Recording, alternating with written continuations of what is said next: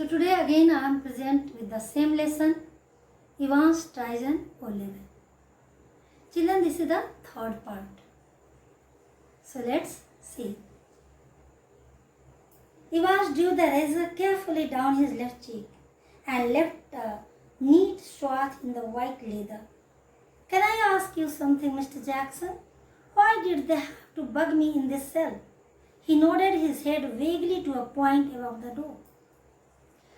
Children, in the second part of the video, we have already read that Evans was shaving.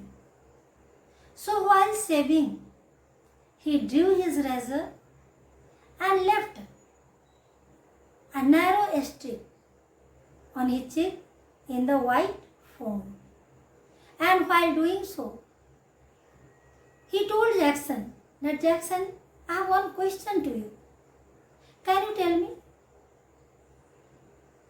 why these prison officers, why the prison authorities try to bug me, try to listen to me secretly?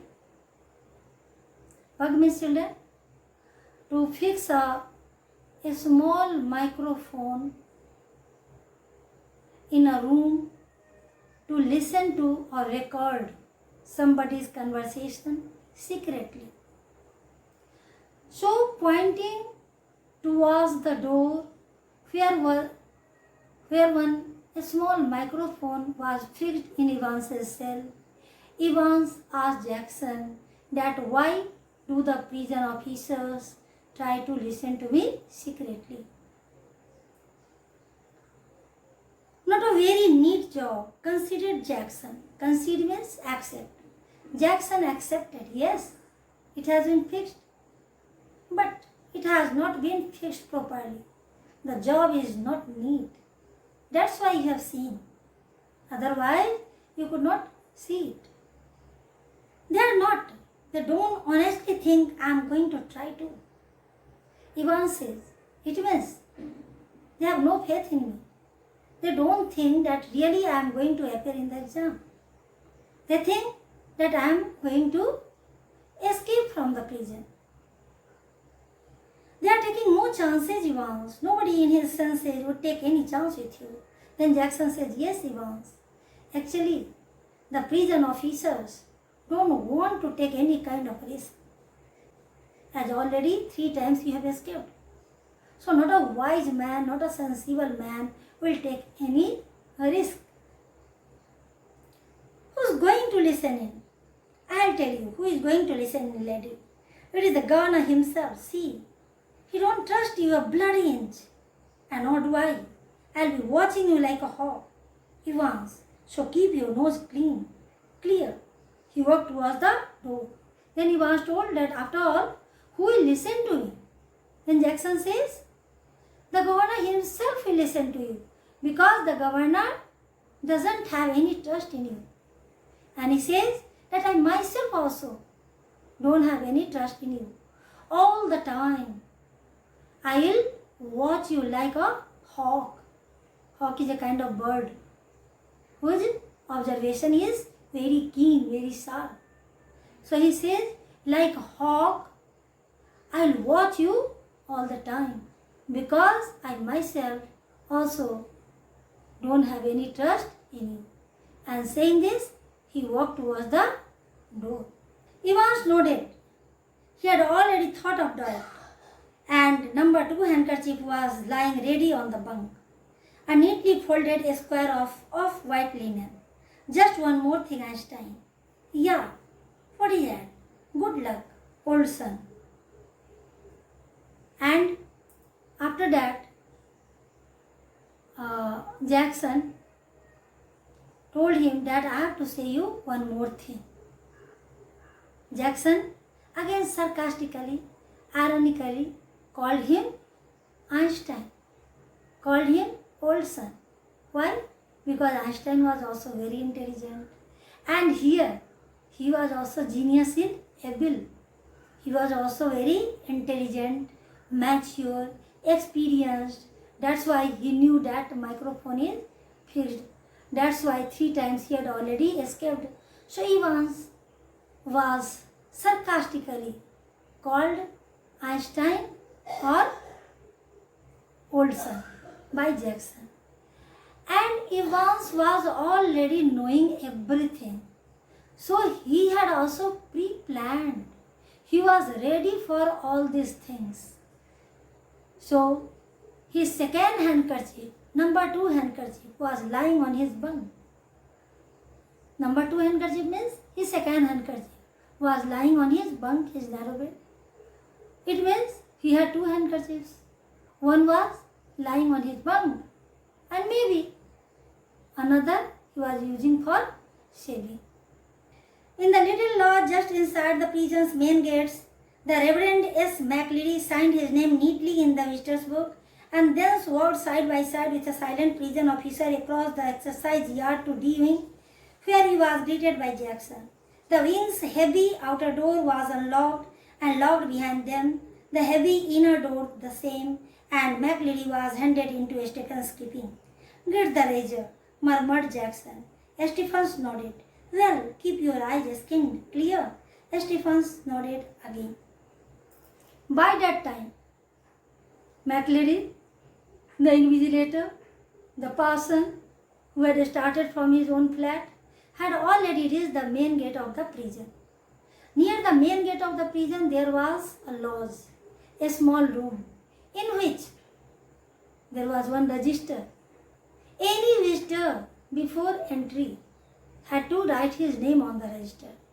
And so McLeary also wrote his name on the register. And after that, he was followed by one officer who was quite silent during their journey to DV. They crossed the exercise yard and after that, they both reached DV. There, Mr. Jackson was waiting for them. Mr. Jackson, the senior officer of DV. After that, the silent officer went away and McLeary was in charge of Mr. Jackson. D-wing had 2 doors, outer door and inner door. The both doors were quite heavy. Jackson unlocked the both doors one by one, and after their entry, the both doors were locked. Inside the D-wing, McLeary was given in charge to Stephens, who was the junior officer of the wing. And here, Jackson again reminded Stephens that please remove razor when the shaving of Evans is finished. He also instructed Stephens that be very careful, and Stephens nodded, moved his head. And McLeary, his feet clanging up the iron stairs, followed his new guide and finally stood before a cell door where Stephens opened the peephole and looked through. "That's him, sir." And the both started climbing up iron stairs. When they were climbing up iron stairs, a kind of metallic sound was coming. Finally, they reached a cell in which Evans lived. But Stephens did not unlock the cell. First of all, he opened the peephole, and through peephole, Stephens looked into Evans's cell. Then he told McLeary that, "See, he is Evans." He pointed towards Evans and told McLeary that just see, he is Evans. Then McLeary told yes, he is Evans. Means he told that he has to invigilate him. Evans, facing the door, sat quietly at the farther of the 2 tables, his whole attention riveted to a textbook of elementary German grammar. Stephens took the key from its ring, and the cell lock sprang back with a thudded metallic tone. What was Evans doing? Evans's face was towards the door, and with his whole attention, he had concentrated, focus on his elementary German grammar book. Then Stephens took the key from his keyring and unlocked the cell door. The cell door was unlocked with a loud metallic sound. It was 9:10 a.m. when the governor switched on the receiver. He had instructed Jackson to tell Evans of the temporary little precaution that was only fair, as if Evans wouldn't spot it. Now it was 9:10 a.m. Children, the examination was going to be started at 9:15 a.m. and now it was 9:10 a.m. So the governor kept his receiver on so that he could listen to the conversation which would be going on in Evans's cell. And he had instructed Jackson, he had told Jackson that he'll tell everything about this microphone to Evans. And he'll also tell him that it has been fixed only temporarily, just for precaution. But the governor did not know that Evans was already knowing about that microphone. Evans had already seen that microphone. But wasn't it all a bit theatrical, schoolboyish almost? How on earth was Evans going to try anything on today? If he was so anxious to make another break, why, in heaven's name, hadn't he tried it from the recreational block? Much easier, but he hadn't. And there he was now, sitting in a locked cell, all the prison officers on the alert, 2 more locked doors between his cell and a yard with a wall as high as a haystack. Yes, Evans was as safe as houses. But the governor thought that unnecessarily he was going to listen to the conversation. He was trying to listen to the conversation. Unnecessarily, he has fixed microphone. All these things seemed to be like a drama to governor, like a theater to governor. And drama also, simple drama. The drama of his schoolboys, baseless, meaningless drama. Why? Because he thought when there is high security and there are already 2 heavy doors, all the 2 doors are locked, the wall of the yard is as high as the haystack. Hay means dried grass and a stack means pile, as the pile of dried grass. Moreover, there is high security. And if Evans had to escape, he would have already escaped from the recreational block. But he has not done it. So why he is doing all these things? These things are meaningless. Unnecessarily he is doing this.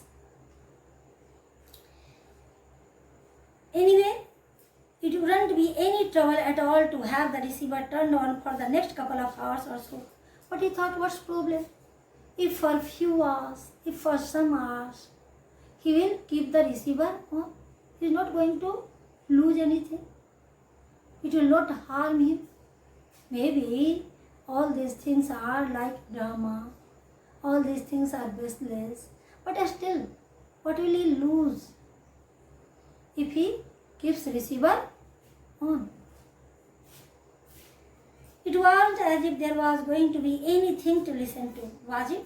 Amongst other things, an invigilator's duty was to ensure that the strictest silence was observed. One more thing, he thought that what conversation will be there, and Evans will be busy with his examination paper, and all the time there will be one invigilator to maintain the silence. Then what kind of conversation? After all, what will he listen? But still that little nagging doubt. Might Evans try to take advantage of McLeary, get him to smuggle in a chisel or 2 or a rope, ladder but still the governor had some doubt.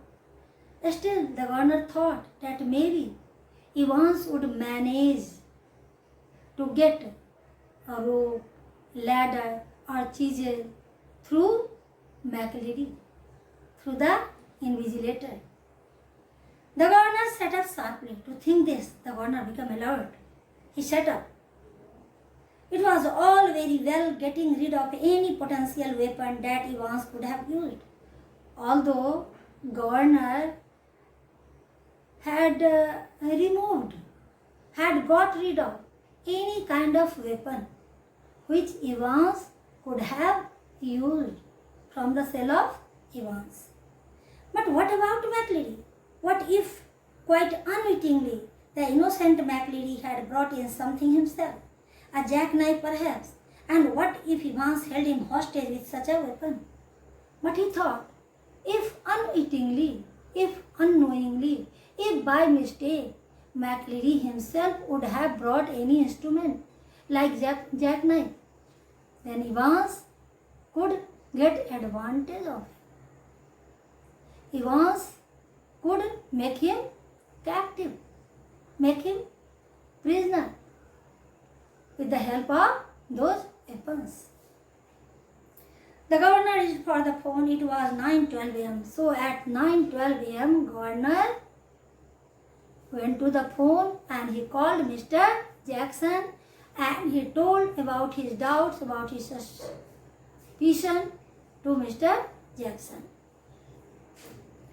The examinee and the invigilator had already been introduced by Stephens when Jackson came back and shouted to McLeary through the cell door, "Can you come outside a minute, sir? You too, Stephens?"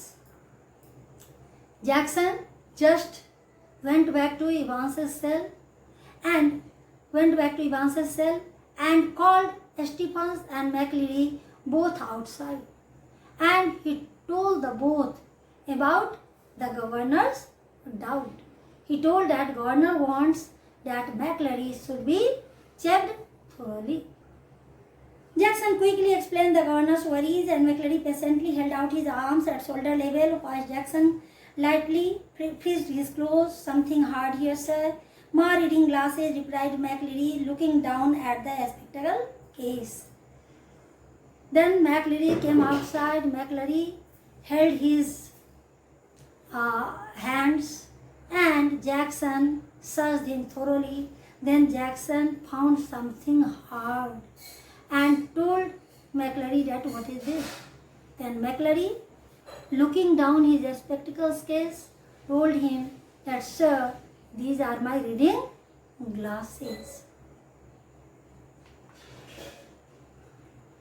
That's all. Thanks for today.